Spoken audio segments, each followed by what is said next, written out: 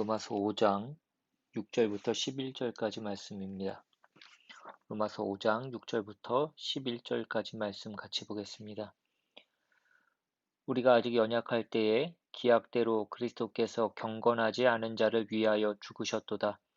의인을 위하여 죽는 자가 쉽지 않고 선인을 위하여 용감히 죽는 자가 혹 있거니와 우리가 아직 죄인 되었을 때에 그리스도께서 우리를 위하여 죽으심으로 하나님께서 우리에 대한 자기의 사랑을 확증하셨느니라. 그러면 이제 우리가 그의 피로 말미암아 의롭다 하심을 받았으니 더욱 그로 말미암아 진노하심에서 구원을 받을 것이니 곧 우리가 원수 되었을 때에 그의 아들의 죽으심으로 말미암아 하나님과 화목하게 되었은즉 화목하게 된 자로서는 더욱 그의 살아나심으로 말미암아 구원을 받을 것이니라. 그뿐 아니라 이제 우리로 화목하게 하신 우리 주 예수 그리스도로 말미암아 하나님 안에서 또한 즐거워하느니라. 아멘. 우리가 이제까지 믿음이 무엇인가 하는 문제에 대해서 대략적으로 살펴봤습니다. 믿음은 인격과 인격 사이에서만 존재한다고 말씀드렸습니다. 이것이 믿음에 대한 가장 중요한 본질입니다. 그렇다면 그 믿음은 어떻게 생겨나는 것일까 하는 것이 오늘의 주제입니다. 믿는 사람들이 종종 갖는 의문 중에 하나는 도대체 이 믿음이라는 것이 은혜인가 아니면 우리의 책임인가 하는 것입니다. 성경에 보면 우리가 책임져야 한다고 말하는 것도 있고 은혜로 구해야 하는 하나님이 주시는 선물이라고 하는 것도 있습니다. 그래서 이것인지 저것인지 모호해지곤 합니다. 이제 믿음이 어떤 차원에서 은혜에 속하며 어떤 차원에서 책임에 속하는가를 살펴보도록 하겠습니다. 믿음은 어떻게 생기게 됩니까?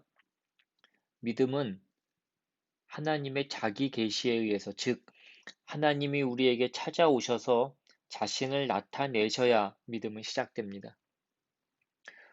우리는 모르는 사람을 믿을 수 없습니다. 내가 상대방을 모른다면 모르는 사람에게는 믿음이 생기지 않습니다. 그런데 하나님은 우리가 더듬어서 찾는다고 해도 찾을 수 있는 분이 아닙니다.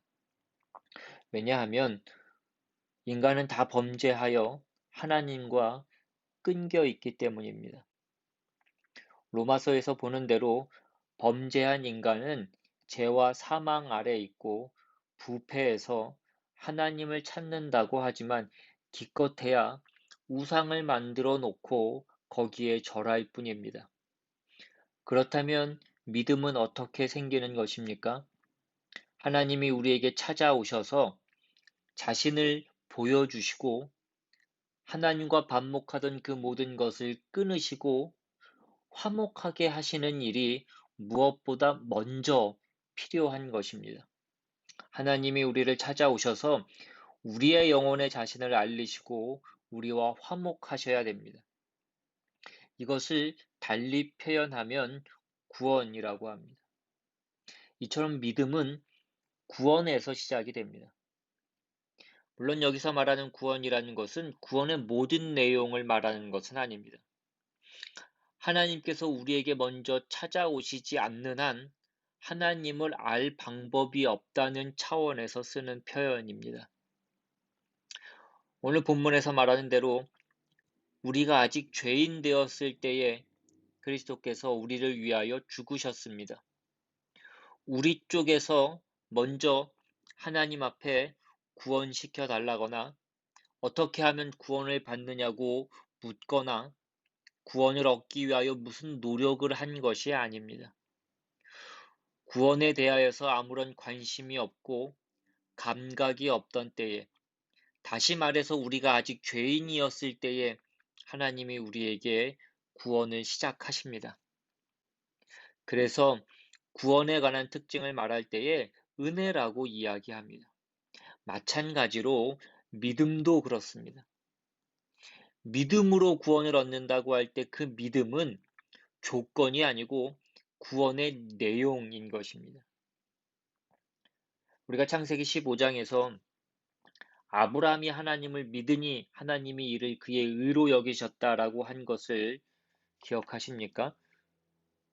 우리가 그때 거기서 아브라함이 믿으니 하나님이 그것을 의로 여기셨다라고 했을 때 그가 믿어서 의를 준 것이 아니라고 말씀을 드렸습니다.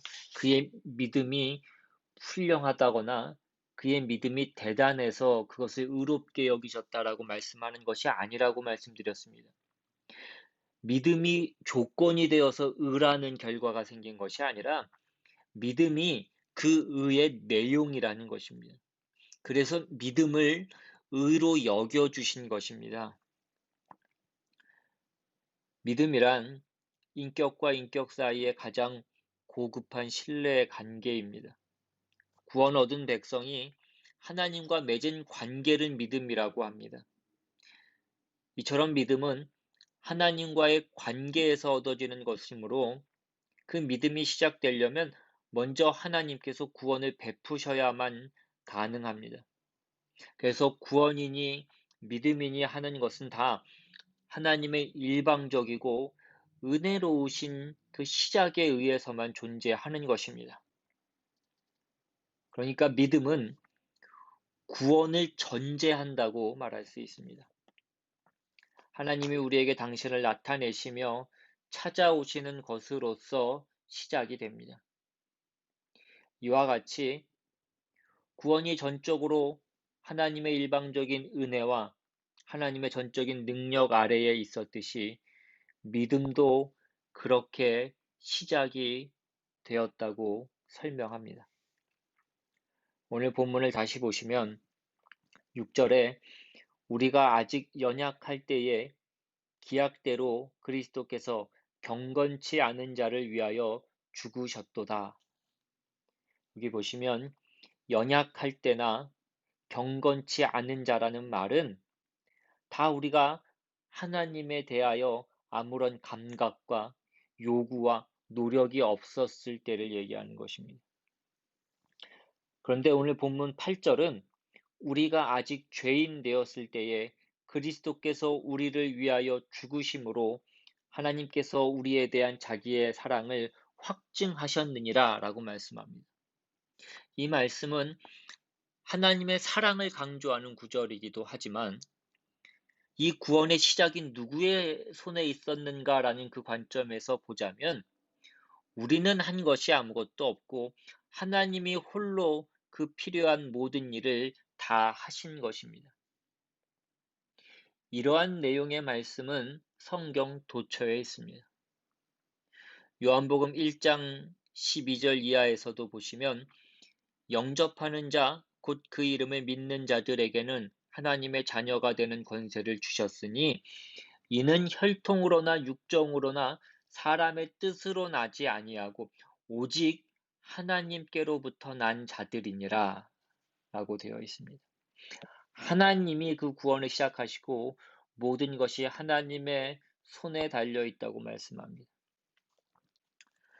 로마서 10장에는 조금 더 분명한 표현이 나옵니다. 로마서 10장 13절 이하에 누구든지 주의 이름을 부르는 자는 구원을 받으리라. 그런즉 그들이 믿지 아니하는 일을 어찌 부르리요? 듣지도 못한 일을 어찌 믿으리요? 전파하는 자가 없이 어찌 들으리요? 보내심을 받지 아니하였으면 어찌 전파하리요? 기록된 바 아름답도다 좋은 소식을 전하는 자들의 발이여 함과 같으니라. 우리가 얻은 구원, 우리의 믿음이 다 어디에서 출발한 것입니까? 이 로마서 10장에서는 하나님이 시작하시고 우리 안에 그 결과를 갖게 하시려고 사람을 보내어 우리의 영혼에 간섭하셨다고 합니다.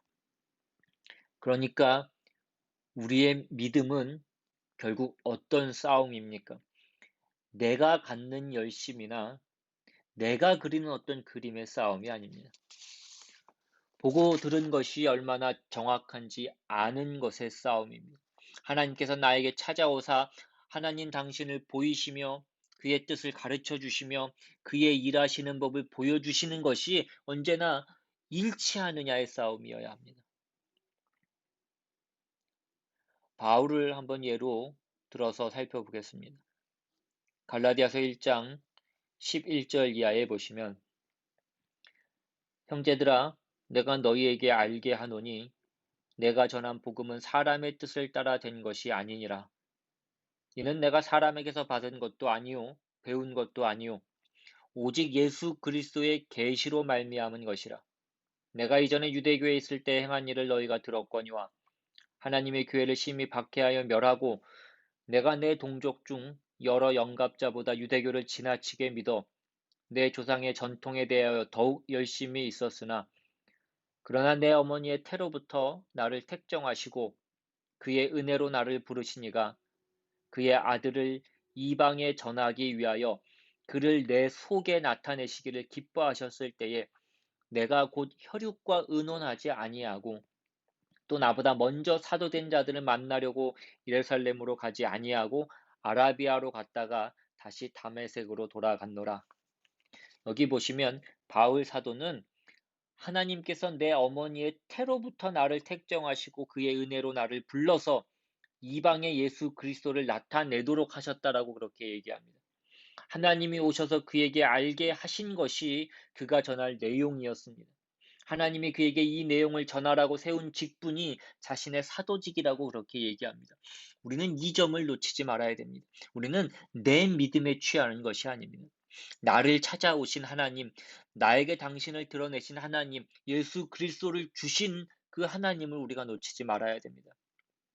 하나님이 우리에게 자신에 대해서 설명하십니다. 하나님이 어떤 분이신가? 하나님이 어떤 식으로 일하시는가? 하나님이 무엇을 좋아하시고 싫어하시는가? 하는 것에 대하여서 우리에게 가르쳐 주십니다. 그것이 우리 믿음의 가장 중요한 첫 번째 터가 되어야 되는 것입니다. 그 터를 기반으로 해서 우리의 반응과 책임이 따라야 되는 것입니다. 그런데 우리는 이렇게 나를 찾아오시고 말씀하시고 가르치신 하나님과 그분이 주신 그 내용이 아니라 어떤 내 소원과 내 열심과 내 종교심으로 아우성을 치고 야단을 떨 때가 많이 있습니다. 여러분, 믿음은 내 열심에서 시작되는 것이 아닙니다. 하나님에게서 시작이 되는 것입니다. 모든 믿음의 근본 터가 되는 것은 하나님에 대한 지식과 사랑인 것입니다.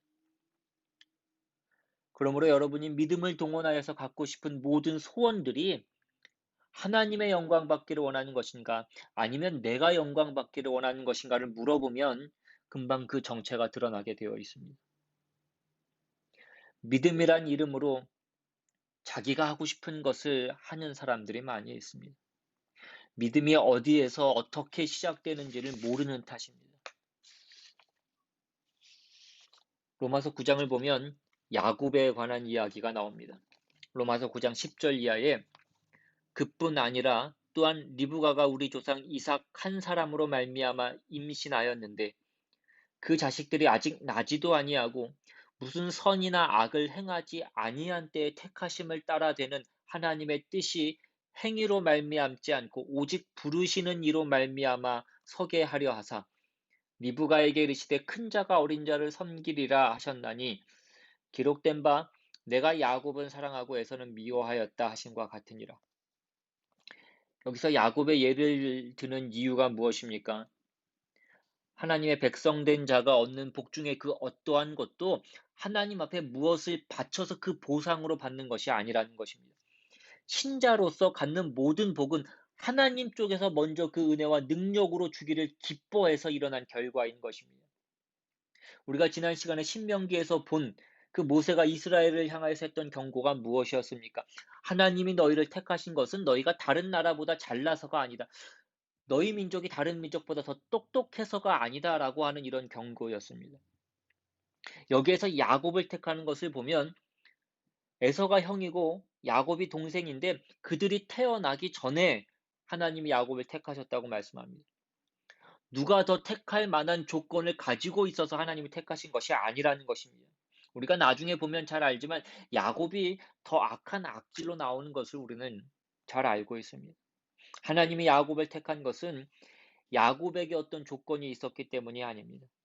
마찬가지로 우리에게 일어난 일은 다 하나님이 우리를 사랑하사 은혜로 주신 것입니다. 우리는 모두 다 하나님 앞에 죄인이요 하나님 앞에 상 받을 만한 조건이나 이유나 능력이 없습니다. 지금 이 야곱의 선택이 이런 사실을 보여주는 것입니다. 이러한 내용을 우리가 구원에다 놓고 얘기하면 우리는 기꺼이 그것을 아멘으로 받아들이는데, 믿음에다 놓고 이야기하면 우리가 이것이 금방 귀에 잘 들어오지 않습니다. 믿음도 구원처럼 은혜이며 하나님 쪽에서 시작되었다라는 그 생각을 우리가 못하기 때문입니다. 우리가 열심을 떠는 것을 믿음의 책임으로 인식하는 일이 많습니다. 그래서 우리의 믿음이 좋았다가 말았다가 하는 것입니다. 자기가 잘하면 자기 믿음이 좋아 보이고 자기가 못하면 아닌 것 같습니다. 자꾸 핵심을 놓치고 있기 때문에 그렇습니다. 어느 사회에서든지 사람이 종교에 대해서 갖는 그 기본적인 본성은 지성이면 감천이다라고 하는 그런 생각입니다. 여러분, 기초를 똑바로 놓으셔야 됩니다. 그렇지 못해서 우리는 스스로를 얼마나 많이 괴롭히고 있는지 모릅니다. 우리는 열심은 있는데 방향에서, 정확도에서 굉장히 많이 떨어져 있습니다. 그것이 문제입니다. 하나님은 처음에 만든 인류를 인격 대 인격의 대상으로 고귀하게 대접해 주셨지, 인간의 잘못으로 인간이 망가지게끔 내버려 두지 않으셨습니다. 하나님은 그 인간을 그의 형상대로 지으신 원래 목적대로 만드시려고 구속하는 일을 행하셨습니다. 그렇게 해서 사람들이 하나님을 알고 하나님께 항복하고 하나님이 원하시는 그 형상에 맞는 수준에 이르게 하시는 것입니다. 하나님이 온 천하 만물을 지으시는 데는 엿사밖에 안 걸렸던 데에 비해서 이 신구약의 역사는 몇천 년인지 모릅니다. 인류의 전 역사에 걸쳐서 하나님이 일하고 계시다는 이야기입니다. 바울 사도는 믿음의 기초를 에베소서 1장 17절에서 이렇게 말씀합니다. 우리 주 예수 그리스도의 하나님, 영광의 아버지께서 지혜와 계시의 영을 너희에게 주사 하나님을 알게 하시고, 하나님을 아는 것이 믿음의 가장 중요한 기초라는 것입니다. 그리고 거기서 더 나아갑니다. 18절에 너희 마음의 눈을 밝히사 그의 부르심의 소망이 무엇이며 성도 안에서 그 기업의 영광의 풍성이 무엇이며, 하나님이 도대체 어디까지 우리를 데리고 가시려고 이렇게 큰 일을 하셨나?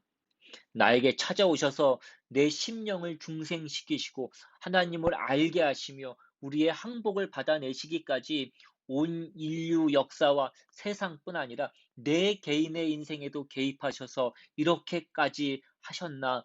우리는 놀라지 않을 수 없습니다. 이런 사실을 통해서 우리는 하나님이 시작하신 구원과 믿음이 이르러야 할 궁극적인 목적지가 참으로 대단하다라는 것을 보게 되는 것입니다. 그 다음 19절에 그의 힘의 위력으로 역사하심을 따라 믿는 우리에게 베푸신 능력의 지극히 크심이 어떠한 것을 너희로 알게 하시기를 구하노라. 바울은 우리가 그처럼 알게 되기를 바라고 있습니다. 그러면 왜 사도 바울은 이 구원을 우리가 알아야 될 그 지식으로까지 끌고 가고 있느냐 하는 것입니다. 그것은 이것이 믿음과 연결되어 있기 때문입니다. 구원은 하나님이 범죄한 인간, 하나님을 외면하고 죄 아래로 도망간 인간을 죄만 없애는 것으로 끝나지 않고 하나님의 자녀로 완성시키는 것입니다. 자녀는 하나님 그 아버지를 닮는 것입니다. 성경은 이것을 이렇게 요구합니다. 에베소서 4장 15절에 보시면 오직 사랑 안에서 참된 것을 하여 범사에 그에게까지 자랄지라. 그는 머리니 곧 그리스도라. 그리스도에게까지 자라는 것입니다. 하나님이 우리에게 무슨 일을 시작하셨으며 그 일에 하나님이 얼마만큼 노력과 힘을 기울이고 계시는가를 알라는 것입니다. 하나님이 무엇을 목적하시고 홀로 그리고 먼저 얼마나 큰 열심을 내셨는지 알라는 것입니다. 하나님의 자녀로서 하나님을 닮아가게 하는 것입니다. 아버지를 닮아 자식이 장성한 자리에 가는 것입니다. 이것을 가리켜 구원의 완성이라고 합니다. 그리고 이 구원의 완성은 결국 믿음의 완성인 것입니다. 우리는 우리의 구원이 다 이루어졌다고 말하지 못합니다. 그것은 우리의 믿음이 아직 완전하지 못한 탓입니다. 물론 우리는 지금 죽어도 천국에 갈 것을 믿습니다. 우리는 하나님의 자녀이고 이 신분은 누가 와서 빼앗을 수 없습니다. 그런데 하나님은 왜 우리를 아직 데려가지 않으십니까? 그것은 아직 우리의 믿음이 다 크지 못한 때문이요. 또 우리에게는 이 세상을 살아가는 동안에 하나님의 뜻을 펼쳐 그 은혜를 나누어야 할 그 사명이 있기 때문입니다. 여러분, 우리는 구원을 얻었다라는 것이 무엇을 의미하는지 알아야 됩니다. 우리는 대부분이 예수를 믿고 나서 구원을 확인한 다음에는 그냥 봉사하는 자리 정도에서만 멈춰서는 경향이 있습니다. 하나님을 더 알며 더 가까이 하여 하나님이 우리 안에 찾아오셔서 말씀하시며 우리와 동행하시고 우리와 대화하시고 우리를 통하여 영광을 나타내시려는 그 일에 더 깊이 들어가야 됩니다. 그것은 우리가 쓰임을 받는 것과는 조금 다른 것입니다. 하나님을 아는 일에, 하나님을 닮는 일에, 말하자면 믿음에 있어서 우리가 깊은 경지에, 그 완성의 경지에 이르러야 되는 것입니다. 이 모든 일에서 그 시작의 근원은 하나님 한 분뿐이십니다. 우리는 하나님 앞에서 믿음이 없다고 이야기할 수 없습니다. 구원을 얻었으면 당연히 믿음이 있습니다. 하나님 우리를 찾아오셨고 대접하셨고 당신을 나타내셨기 때문입니다. 우리는 다 하나님을 알고 있습니다. 그러므로 그 위에 책임 있고 장성한 그 믿음을 세워나가는 우리 모두가 될 수 있기를 주님의 이름으로 축원합니다. 이 시간 받은 말씀 가지고 기도하기 원합니다. 하나님께서 우리에게 찾아오사 우리에게 구원이 되셨고 또 우리에게 상급이 되셨고 우리에게 기쁨이 되셨습니다. 무엇보다도 하나님이 우리의 아버지가 되셨고 우리는 그분의 자녀가 되었습니다. 이 믿음을 허락하셨으니 이제 순종하여 인내하여 하나님의 사람으로 자라가는 그 장성한 자리로 나아가는 우리 모두가 될 수 있기를 원합니다. 우리의 인생을 통하여서 하나님을 아는 일과 동행하는 일과 그래서 하나님의 영광을 드러내는 일에 승리하게 하여 주시옵소서라고 시간 같이 기도하며 나아갑니다.